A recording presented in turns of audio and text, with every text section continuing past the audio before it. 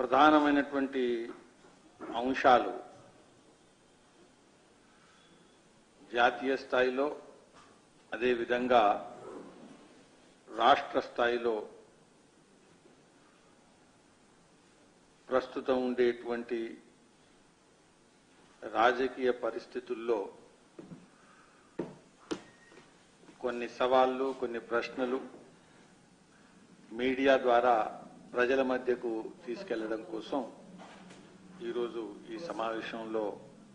నేను ఆ విషయాలు ప్రస్తావిస్తున్నాను.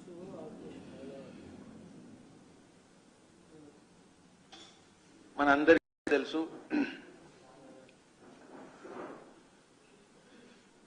జనవరి 22 అయోధ్యలో రామ మందిర నిర్మాణం, రామ్లలా ప్రాణ ప్రతిష్ఠ కార్యక్రమం ప్రజలందరూ వేచి చూస్తున్నారు. ప్రపంచవ్యాప్తంగా నివసిస్తున్నటువంటి భారతీయులు, హిందువులు అందరూ కూడా ఈ ముఖ్యమైనటువంటి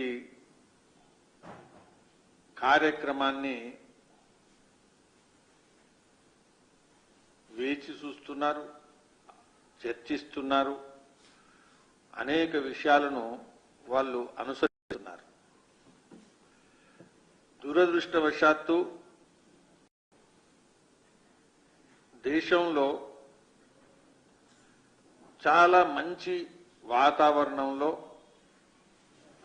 మంచి సమన్వయంతో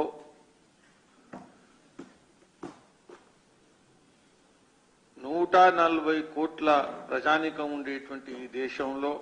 ఒక మహత్తరమైనటువంటి ఘటన జరుగుతున్నప్పుడు కేంద్ర ప్రభుత్వం చొరవ కారణంగా, సమన్వయం కారణంగా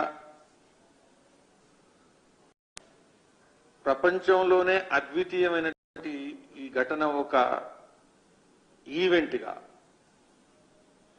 ప్రజలందరూ ప్రపంచంలో చూస్తున్నటువంటి తరుణంలో కాంగ్రెస్ పార్టీ నాయకులు, అదేవిధంగా కాంగ్రెస్ కూటమి ఏదైతే ఇండి కూటమి ఏదైతుందో ఆ కూటమికి సంబంధించినటువంటి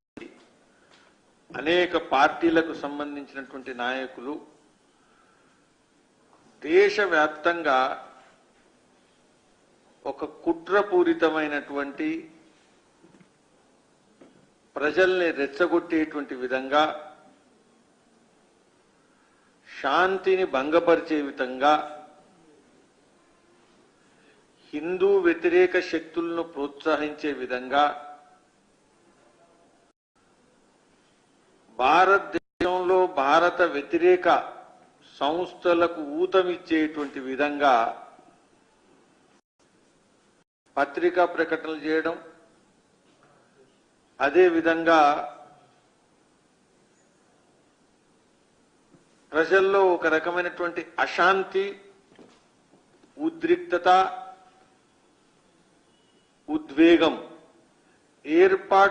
ఏర్పడేటువంటి విధంగా ప్రవర్తిస్తున్నారు. టిప్పు సుల్తాన్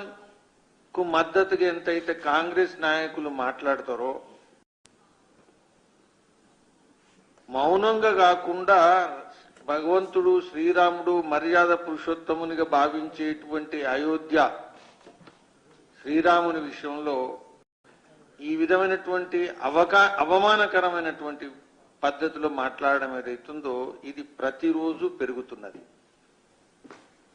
ఒక పథకం ప్రకారం సనాతన ధర్మానికి వ్యతిరేకంగా మెజారిటీ హిందువులను కించపరిచే విధంగా, అవమానించే విధంగా, మెజారిటీ ప్రజలను అవమానించేటువంటి పద్ధతిలో హిందువులను వ్యతిరేకించి లేకపోతే శ్రీరాముని వ్యతిరేకించే విధంగా ఇప్పటికి కూడా కాంగ్రెస్ పార్టీ నాయకులు, కూటమి నాయకులు ప్రయత్నిస్తున్నారు. అది కర్ణాటక